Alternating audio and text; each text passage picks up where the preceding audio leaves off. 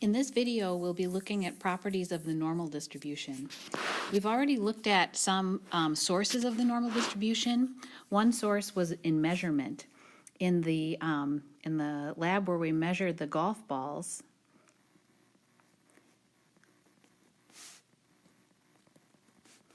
we saw that most of the measurements were correct, but a few of them were too small or too big. And this created the characteristic normal or bell-shaped distribution. Another source of normal distributions is populations. So for example, if you were to measure boys' heights at this school,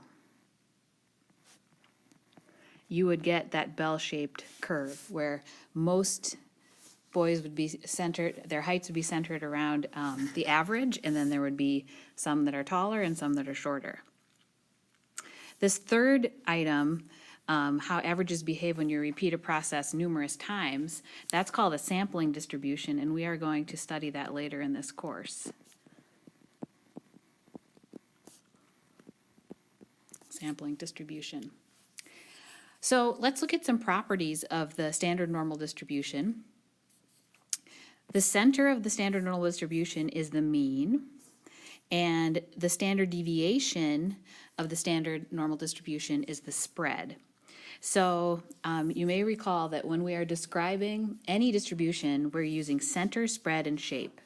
And for the standard normal distribution, we're going to be using the mean, the standard deviation, and the shape is going to be this special normal shape, which is symmetrical. The total area under the normal distribution is 1 because the total probability for all possibilities is 100%. So let's look a little more closely at the normal distribution and what it does for us. We've already drawn it a few times. We've talked about inflection points and so forth. But now I'd like to introduce you to some more vocabulary. Z-score is the number of standard deviations away from the mean.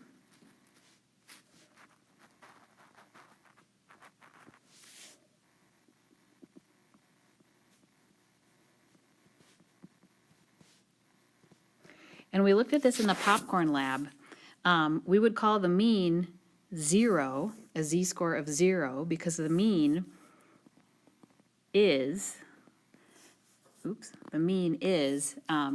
at the center, it's at 0 standard deviations away. 1 standard deviation, 2 standard deviations, 3 standard deviations above the mean, 1 standard deviation below, 2 below, and 3 below. So I can label any curve this way, any normal curve this way. If I wanted to compute the z-score for any value, I would take the observation minus the mean and divide by 1 standard deviation. So we'll do some examples of that in a moment.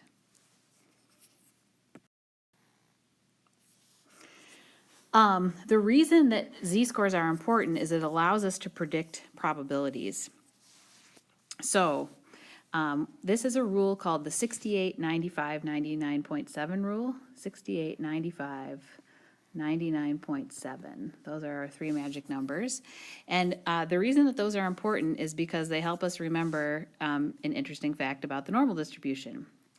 If you stay within 1 standard deviation of the mean for any normal distribution, that will encompass 68% of your observations.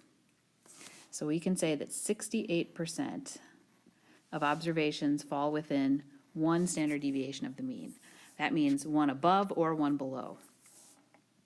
We can say that 95% fall within 2 standard deviations.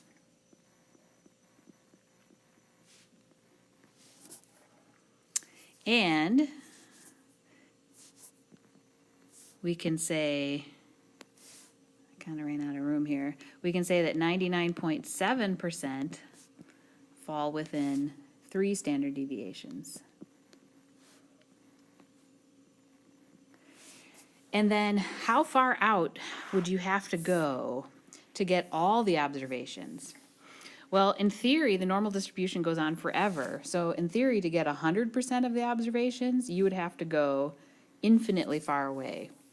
In practice, however, by the time we get out to, say, 5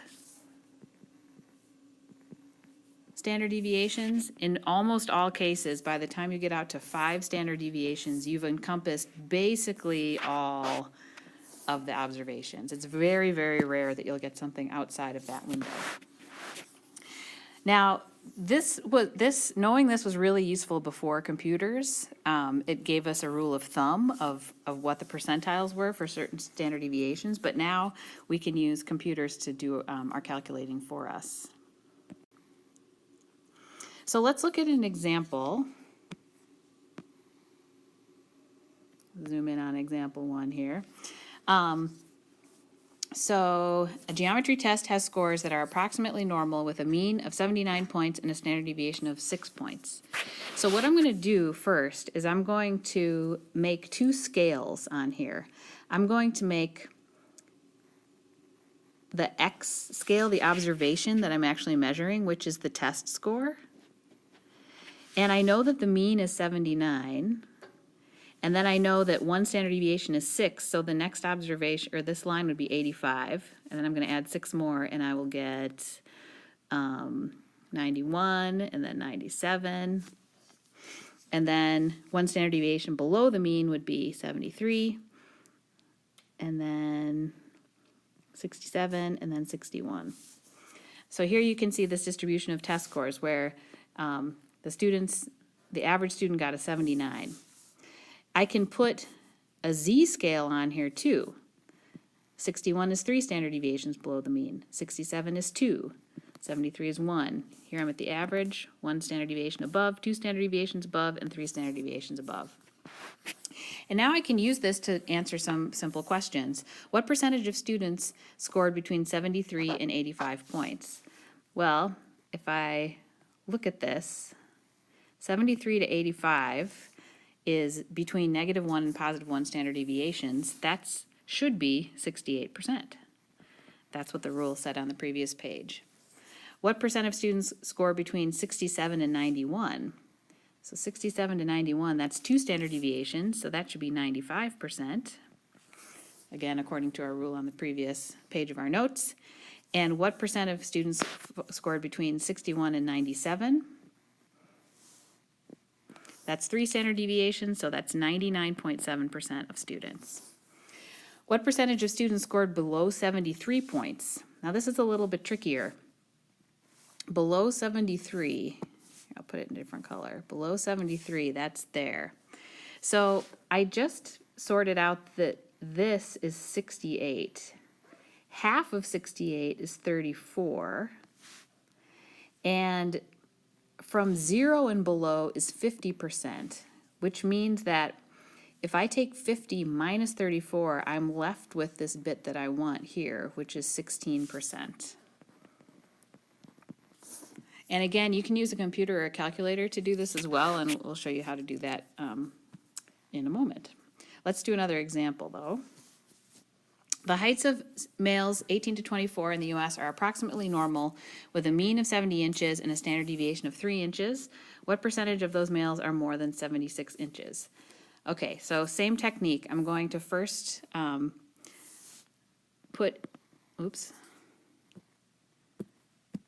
going to first label my scale. So this is going to be height, and then I'm going to make a z-scale.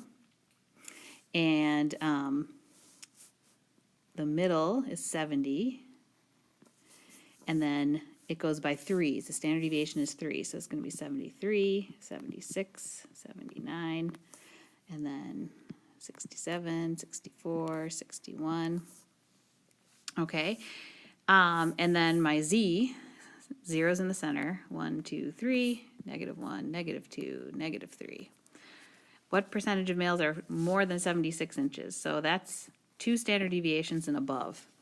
So really the question is asking what percent of values falls above 2 standard deviations. Now you may recall we figured out that there's 95% between -2 and +2, which leaves 5% on the outer ends.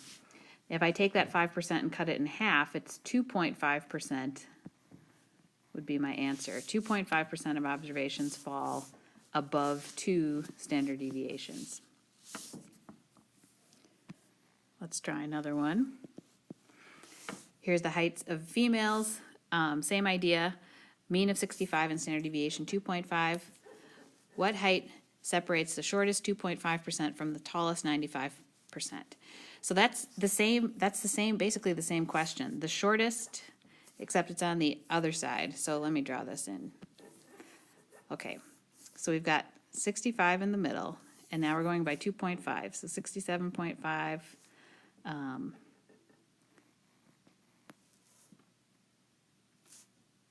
Oops, that's supposed to be 70, 72.5, and then I'm going to go down 62.5, 60, and 57.5 would go in this spot here. And then I'll put in my Z's.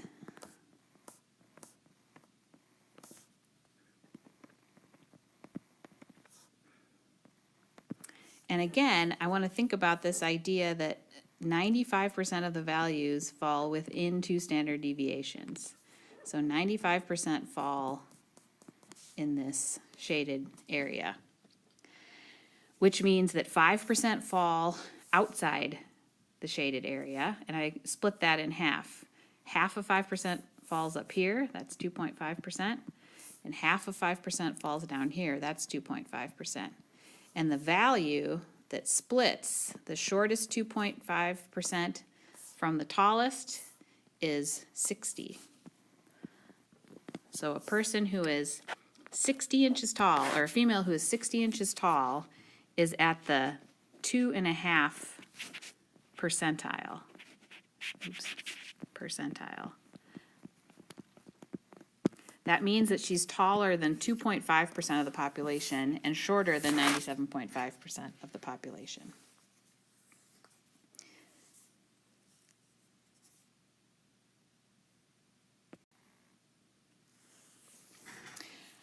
Okay, so I had told you that you can do these calculations with a computer or a calculator, and you can. And I would invite you now to go to Rossman Chance and go to the normal probability calculator and try the same thing. Here's an example. The heights of females 18 to 24 are approximately normal with a mean of 65 inches and a standard deviation of 2.5 inches. What is the percentile of a female who is 5 feet 10 inches tall? So what you need to do in order to solve this is you can actually put in the name of the variable, put in the mean was 65, put in the standard deviation is 2.5. You only have to put in 1. You can put in a second curve, but we only need to do 1 at a time. So you can just ignore this. And then you need to hit scale to fit, and it will draw this nice curve for you. And you'll notice that it looks just like what we were doing in the notes, where it's got the heights and it's got the Z-scores. And then you want to answer the question. The question is, what's the probability that a woman is at least 5'10"? Well, 5'10" corresponds to 70 inches. So I'm going to put 70 inches in this box down here. And it calculates the Z-score for me, and it gives me the answer. I'll put this in a different color. The answer right here. So the answer is 97.72%. That's the probability that a woman is at least 5 foot 10 inches. No, that's not she's taller than 97.72% of the populations. She is taller than, she's taller than 97.72% of all women.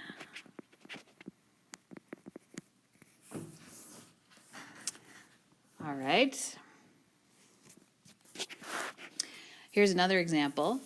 The heights of females 18 to 24 are approximately normal with a mean of 65 inches and a height and a standard deviation of 2.5 inches. What height separates the shortest 2.5% from the tallest 97.5%? This is the same example we did earlier. To solve this, what you would do using Rossman chance is you would take this percentile. Okay, so we want to know the height that goes with the 2.5 percentile. So percentile and probability go together. You would put 0.025 in for the probability, and then you would look and see what value it gives you. And we already know from doing this previously that you should get 60 inches in this box underneath the X. So again, I invite you to get out your iPad and go to Rossman Chance and try this example and see if you can make it work.